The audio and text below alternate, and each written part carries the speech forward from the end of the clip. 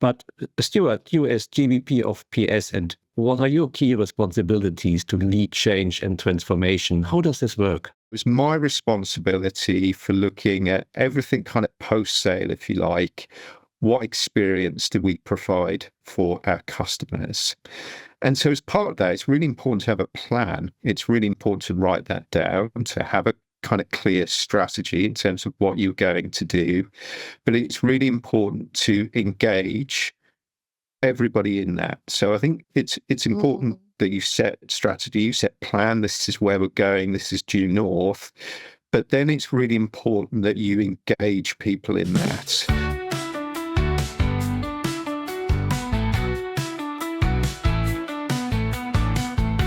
I'm your host, Roxanne Rodriguez, and on behalf of the Talent and Leadership Development team here at Epicor, I want to extend our deepest thanks for tuning in to our premiere episode. We hope that today's discussion can reshape your perspective on a topic known to all, change management. Today, I'm speaking with Stuart Millward, Group Vice President of Professional Services. Stuart has 25 years of manufacturing technology experience and has worked all over the world. He has acted in a number of senior leadership roles across professional services, support and customer success, and is currently a GVP of Professional Services for Epicor. I also have with me Andre Ertel, Senior Professional Services Client Partner. He has been in the IT sector for over 30 years, working on the customer as well as vendor site as a business analyst, program manager, group IT director, and senior director covering business analysis, ERP rollouts, as well as infrastructure projects and governance around the globe.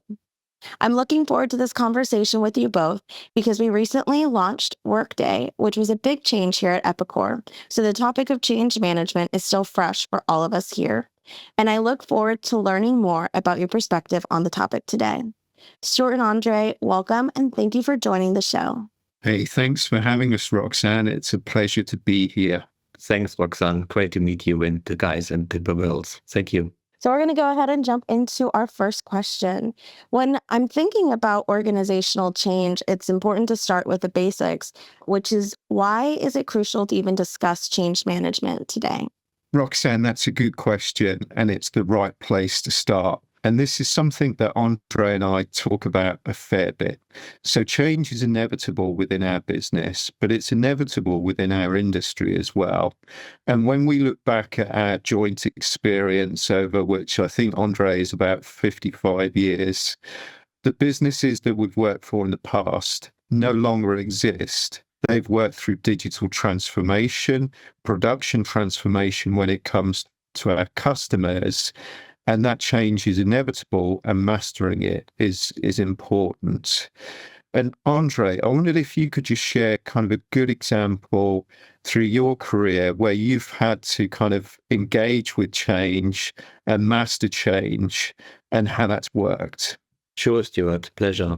Well, in my previous business, I was heavily involved in around 7 to 8 major M&As over the years in various roles, and finally as heading up the IT department at board level, working closely all over the years with our change management office. And probably it's good to start with a little anecdote which explains the importance of change management.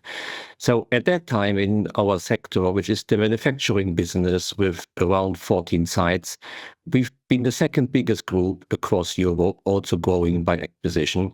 And at that time, the market leader planned to acquire us. So what started really as a straightforward plan ended up in a 5-year journey before the transaction was finalized. And I personally spent a lot of time in Brussels at the European Competition Commission. So finally, the merger went ahead, but then with us being the smaller business, acquiring the bigger one. So as we all can imagine, this was a real challenge on change management. Next to the M&A project activities, keeping the team together over this long period of time, having a good communication plan, and showing empathy with our colleagues. Yeah, and I think that's a topic that we're going to come back to again and again. So our business is people-based, and it's important to take people on that journey. And change can take a while as well. I think in the example, Andre, that you shared, where you set out with one journey in mind and you were responsible there as part of the board, but ultimately when that change came about, it was a slightly different change that happened, and people need to go on that journey. And I think we're going to talk about that a little bit as we go. Yeah, and I really liked, Andre, how you talked about like empathy. And the thing is that it's the business as a whole and the people who make the business that is experiencing this change and being able to show empathy to the people throughout that change. So I'm really excited to talk about that going forward. But I want to actually go on to my next question, which involves leadership. So what is the role of a leader during times of change, and what strategies can they use to implement that change successfully? Well, let me make a start on that one, Roxanne. And we ended the last question with the empathy. And I think it's key that we manage the change top down with our people, all levels, and to have a clear plan and also putting a proper communication structure in place. But Stuart, you as GVP of PS, and what are your key responsibilities to lead change and transformation? How does this work? Yeah, and there is a fundamental question here that is important for me, Andre and Roxanne, and it's why should people be led by us, by you, by the leadership team? And I think again, it's good to kind of pick examples out from our career, and as we've thought about this a little bit in terms of what would be good to discuss today. And one of my previous roles was as an operations director across a software business. So I have responsibility for professional services and support and customer success.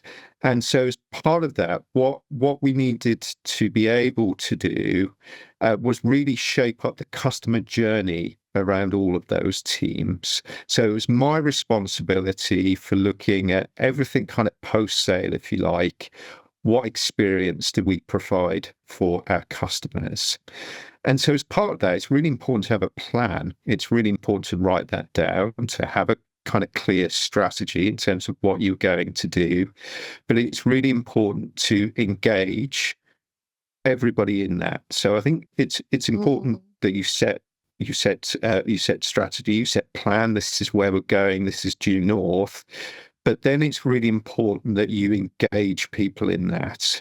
So and these things don't always work top down. In fact, sometimes they just don't, right? So because the strategy that you think you've got may be wrong, you may need to change that. And you certainly need to engage with a whole number of stakeholders to make sure that it's not just right in terms of direction, but it's right as you go. So I think you need to be able to communicate clearly and often. You need to be able to take feedback, and you need to be able to kind of share and celebrate success where you get it, but also be honest about where things aren't working. And you do need to kind of change either the direction slightly or the shape of the plan to make sure that it's successful. So that shared understanding is critically important for going through that journey. Thank you for that answer, because that actually really resonates with me. I know at my last job that I was in, our school district was actually going through a major change. There was rezoning, and teachers were going to have to be shifted around. And what I really had just wanted, which is exactly what you had just said, that a leader should do, is engage and be honest with the people that are undergoing this change. And I know for me, that's what I felt like was missing. So I really appreciate that you recognize that a good leader that is going to be leading people through change needs to have those key qualities throughout that time period. So thank you so much for that answer. I know that leadership is just one piece of this big puzzle of change management. And to ensure success, we need to make sure that we consider various elements. So what do you think are key factors that are essential for ensuring the success of major change? Well, measurement is key, but measurement in various ways. So what are the main goals? What do we want to achieve with the change? What is the impact, the risk, or the benefits to the people involved? What do we want to get out? And I think on the management level, it is key that we also have the ability to play the, let's call it advocatus diaboli, try to place ourselves in the position of the teams, of the people being impacted by the change. They may come up with reasons why they don't like the change. And let's face it, generally, people don't like change. No one is very keen to leave the comfort zone. But with the arguments, with measurements, we have to make sure that the people understand that it's better to participate. It's better to sit in the driver's seat than the passenger's seat. And when we play the advocatus diaboli, we get the arguments together and we question probably ourselves as well, which is key. Talking about key factors, we have to identify the key stakeholders which are vital for success. And key stakeholders does not necessarily mean it's the management teams. It's probably the people in the shop floor, in the manufacturing side. All of these people need to play their role. And there is a lot more, I guess, Stuart. No, there absolutely is. But just to pick up on that in terms of kind of engaging the right stakeholders, and I very much agree, it's important that the leadership team is aligned and all pointing in the same direction and everybody's working to the same plan. And there's a coherent kind of structure behind the change and transformation. And that needs to be cross-departmental. It's not just professional services changing or support is changing or our product team's changing. This is where we're going as an organization. And if you look at, and we talked a little bit about the pace of change and the pace of change increasing, and we've seen that as we've kind of transformed really as a cloud organization and developed as a global business over the last number of years. And now with kind of new owners, with CVC in place, that just means acceleration. It means a bigger business, more growth. And so that alignment becomes even more important because we need to be able to take the whole organization with us. So when we're talking about stakeholders, you might not be the leading stakeholder in any change. You may be a contributor to it. So understanding your role in that change is critically important. And so if I look at professional services as we've gone through a cloud transformation, it hasn't been our job to lead that. It's been a product challenge and a cloud operations challenge principally. But then what professional services have had to do is to really grasp what that means for us. How do we contribute to that vision?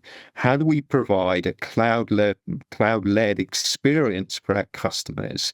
How do we deliver?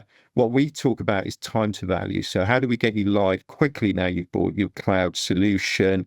And how do we make the best of the cloud technologies that our business has developed so our customers can adopt it quickly?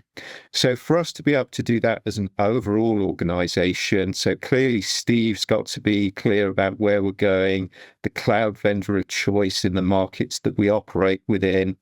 Our product teams have had to really develop the products to do that. But then for all of the other bits of the business, all the other lines of business, we've had to look at the customer journey that we provide, how we integrate overall, and our role as stakeholders within that, where sometimes we're accountable, sometimes we influence, but we're always responsible for going on that journey. So that stakeholder thing, I think, can be complex, but it's really important that we all engage with change that we see in the organization and to ask the question that says, what's my role within this, rather than when's change going to come and I won't worry about it to then.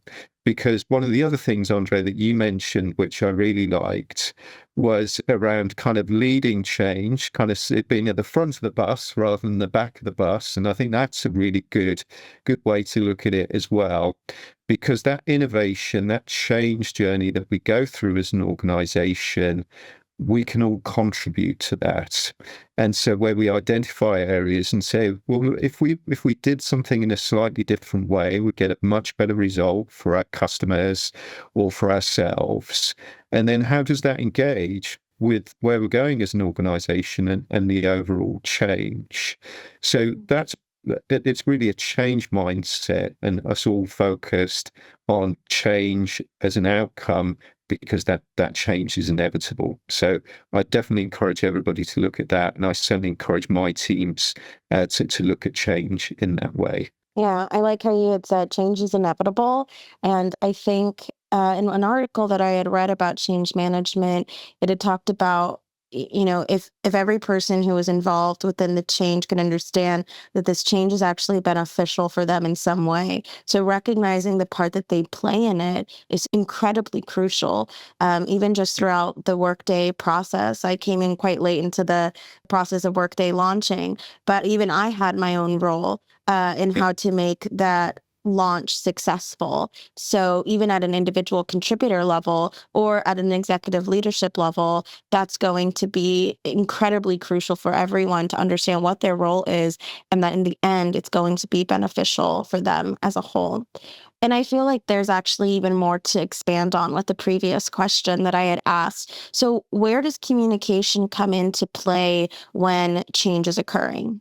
Absolutely, Roxanne. And so we've talked about kind of stakeholder management, your role within it.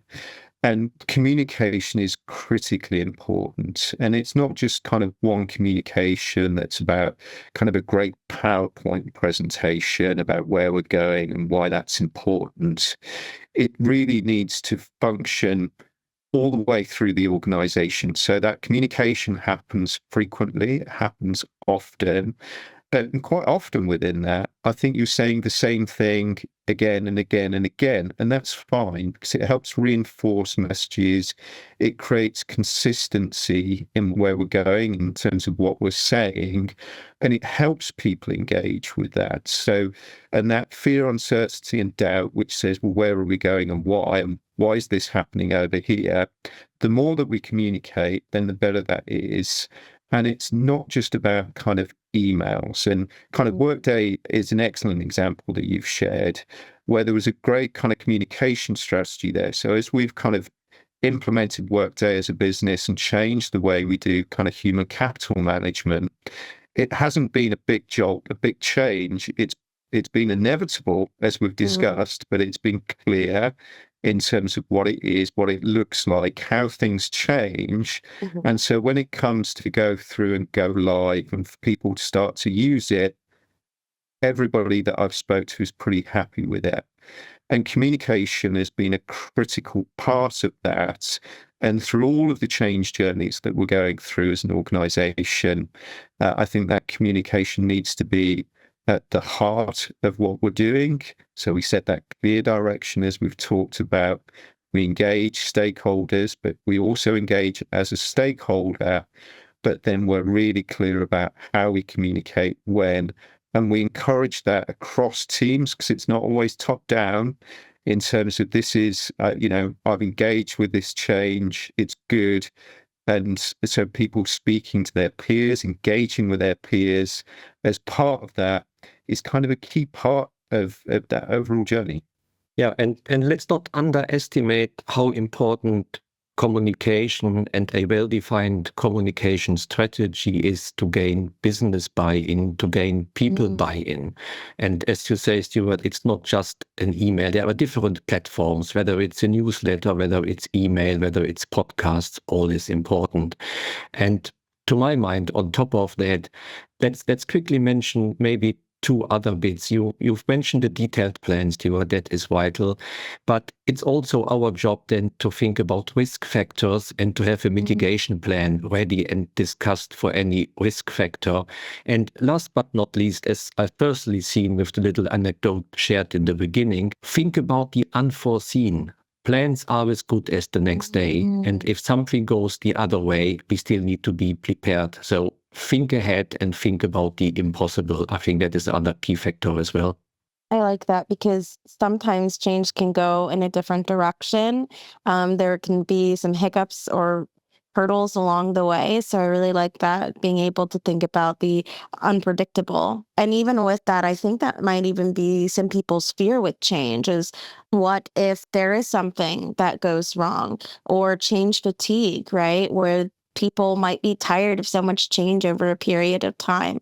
So how does an organization respond to change, and how can they adapt well to that? Yeah, and this is definitely something that we talk about quite a bit as a leadership team. And because there is a limit to the amount of change, I think, in terms of making sure that it's effective, it's clear, we're measuring outcomes, and you need to be able to prioritize from a change point of view and say there's 100 things that we could do. What are the three most important things, and how does that align with where we're going as an organization and getting the right results for our customers and ultimately for our shareholders? And so that kind of ability to for individuals to adapt, and it's probably worth talking about that first. And there is the scientific principle here, and it goes across new product introduction, it goes across organization change in many areas where you've got, and everybody would have seen a bell curve before, which goes through in terms of the early adopters, so the first 20% of people that are just naturally open to change. They're interested in how they contribute, how they feed back, how they shape the future, and that's just how people are built. And then there's about 70% of people where they'll come on the journey at the right time. So where it might be more kind of structured, we may need to do more work in terms of communication, in terms of setting objectives and making the change much clearer. And then there's always 10% at the end, which is the challenge, which is the people that don't want to change, that we've always done it this way. Why do we need to do it different? Why can we not carry on using our old platform? Why have we got to use Workday? Whatever it is that struggle more with the engagement. And those people actually you don't need to focus on in the first instance. You focus on the early adopters. So these are the people that are your key stakeholders, that you might not know your key stakeholders when you start the project or start the change, but that tend to be more adaptable, more open, will consume that change. So how you engage, and again, we're back to some familiar themes, setting direction, communication, managing those stakeholders, taking feedback, is identifying those people that are absorbing the change and making the difference. They'll be the ones putting their hands up and saying, how do I get involved? I've got a great idea about how we can make this work better. It's about engaging those people in the first instance, because not only can they carry the change, but they can also influence that 70% that need a bit more convincing in terms of the future's bright, we're engaged with it, and they're prepared to put the effort in. But there is a limit to that, and we do need to focus. And Andre, we talk about change fatigue, where if we do too much, then all of the change that we're trying to introduce kind of has less effect, regardless of how enthusiastic we are, because we're asking people to do too much at the same time without being able to kind of really grab hold of that. And I think that is an important point, Stuart, as well. And you described the role of the leadership, how to work with the early adopters. And it's really a leadership task to enable the early adopters to work also with this, let's call it the wait and see group, and the colleagues who take the let's avoid this approach, because they have valid arguments, and we need to understand their concerns, and we need to address their concerns on a facts-based level. And let's also keep in mind, when we talk about planning and details, there is a limit what people can cope with when it comes to change. And I think we need to find from top down, from leadership with the early adopters, the right level. Where do we execute the change, and where do we need to take a pause, celebrate success, measure the benefits we have, and then move into phase 2? Wonderful. And, while we're talking about change management, it's not only important on how do you implement that change, but also how do you sustain it in the long run. So how do you maintain change over time, and how do you measure that success? And I think, Roxanne, in that the measurement is the most important bit. So, and as you go through any change, and as we go through either as a whole organization or a department or a team and kind of plan our change, it's really important to understand how we measure the benefit of that. So typically that's, and it won't be anything too kind of controversial to talk about KPIs, kind of key performance indicators. What are the results that we expect by making this change? So as we go through and map that out, then it's important that we measure, then we communicate, we're honest with ourselves as either as a team, an individual, or as a business, but also in terms of how we communicate that to everybody involved in terms of where we've been successful. And some of that may be on the business planning front that we can measure in kind of dollars and cents, that we can say that this is the impact of the change that we've made. Some other elements might be more tangible. So one of the things that HR team does a good job of is kind of asking for opinions in terms of our engagement with the business. So part of the success maybe that people feel engaged with it, they feel empowered with it, and they can respond, they can articulate the change that we're making, and they can talk about the benefits that bring. That could be a measure of success along some more of those harder KPIs, which is the additional revenue that we've generated or the money that we've saved with the change that we're going through. And it's back to some more of those human elements in terms of we're a people-based business. So are people engaged with the change? Do they understand the change? Can they articulate it? And can we measure the sentiment alongside the dollars and cents? And that's true for our customers as well. And it's important that one of our key stakeholders is a customer-focused team in professional services, but ultimately a customer-focused business in Epicor that we're focused on the impact of the customer. Our change should be led around that says, how do we measure how this impacts our customers? Are they buying more of our software? Are they adopting it more deeply? Are they more satisfied with what they get? Are we solving their issues faster?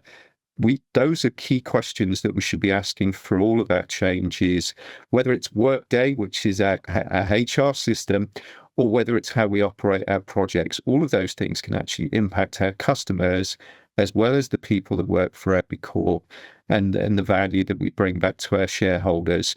So measure the KPIs, identify them, measure them, be honest with yourself and everybody else, be prepared to kind of course correct as necessary, and declare failure as well as victory, because you learn from failure in the same way that you learn from success. Yeah, as you said, Stuart, there are various tools addressing the soft factors and the dollars and the cents, as you nicely described it. In the people-led business, let's also keep in mind, and we talked about HR systems, we can always do feedback forums, feedback sheets, surveys, same at the customer front. But also, let's keep an eye on our labor turnover. What do our people think? And is there a vote with the feet? What is about the sick rate, for example? So there are multiple tools around we can use jointly together to measure change and the impact and the success. And I think that people impact, that's a key one, Andre. And from our time in industry, as we go through, and as our customers go through that journey today in terms of how they're using our technology to change the way that they manage their businesses, is ultimately making sure that we're having the right impact on people, on human capital.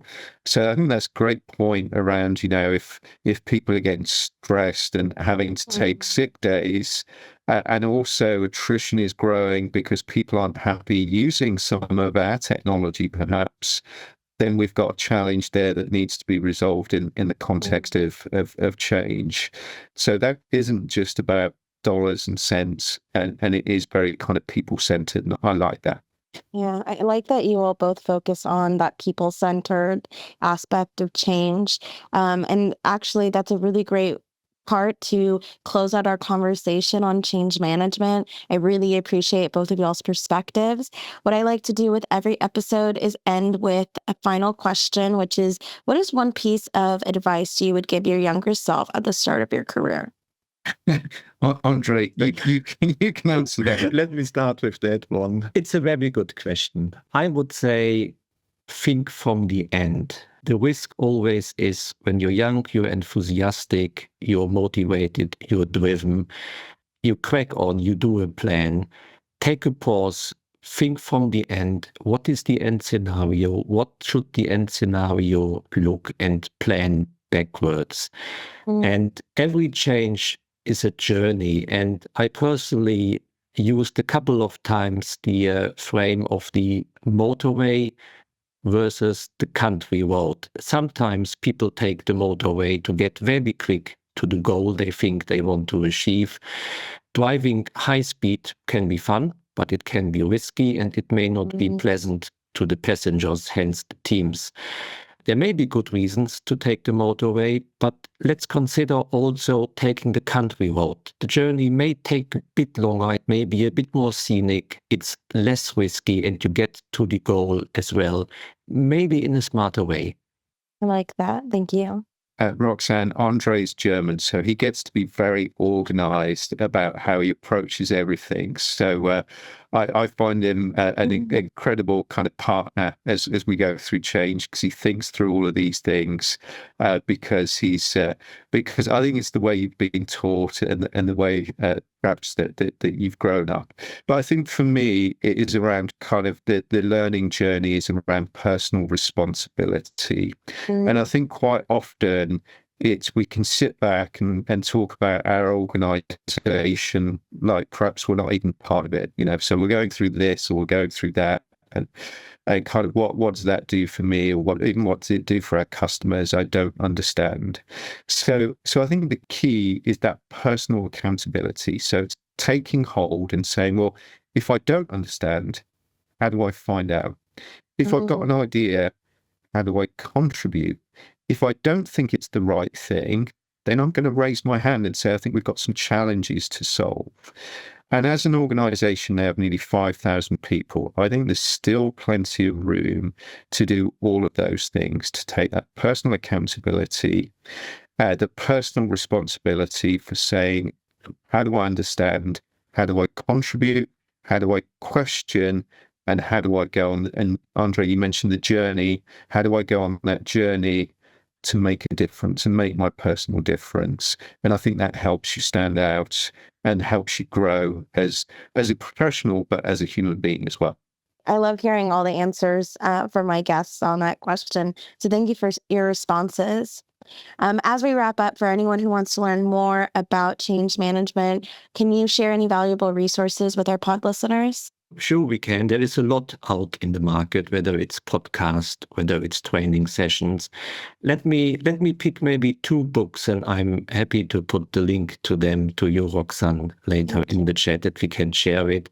One is from Spencer Johnson, Who Moved My Cheese? A little book, easy to read, very spot on, which gives really, really good advice. The other one is a few hundred or thousand years older. It's coming from China. It's from a gentleman called Sun Tzu, and it's The Art of War. And sometimes business with competition is a bit like a war. So that definitely gives a lot of good hints when we compare it to today's world and today's business environment. Thank you for those resources, Stuart. Yeah, so I'm going to share a book that I'm reading at the moment that's called The Lean Startup. And one of the things that I really kind of appreciate about this book, so it talks about entrepreneurs and how they build business and good business quickly. But it also talks about intrapreneurs, so people within businesses that kind of create change and innovate. And one of the things that this book really does well is it gives a model for how you kind of come up with vision, and you test that quickly for how valid it is your product idea or your change idea, whatever it is it going to work? Test it, validate it quickly, and then if it's not right, to change it, and if it is right, to double down. And so that model of being kind of rapid in terms of what we do around change and around how we innovate, I think it's really helping me think about kind of my my role in the business at the moment in terms of running part of the professional services business. But I think that is valid for everybody all over the business. So it's a good book to read. Thank you so much for that resource as well. And for our pod listeners, you will be able to see those links to those books on the EpicNet page that we have. So make sure you go and check that out. Thank you all both so much for your insight on today's topic. Thanks, Roxanne, for having us. It's been great to be here, Roxanne, and thank you for hosting us. Of course. Well, that was Stuart Millward and Andre Ertel. To everyone who is tuned in, please remember to download, like, and share the episode. And just like how we had talked about, feedback is important. So you can go ahead and fill out our feedback form. If you are an Epicor employee, you can go to the EpicNet page that we have under our professional development page. So please make sure you go fill out that feedback form. Make sure to listen and share. Thank you all so much for listening, and always keep learning.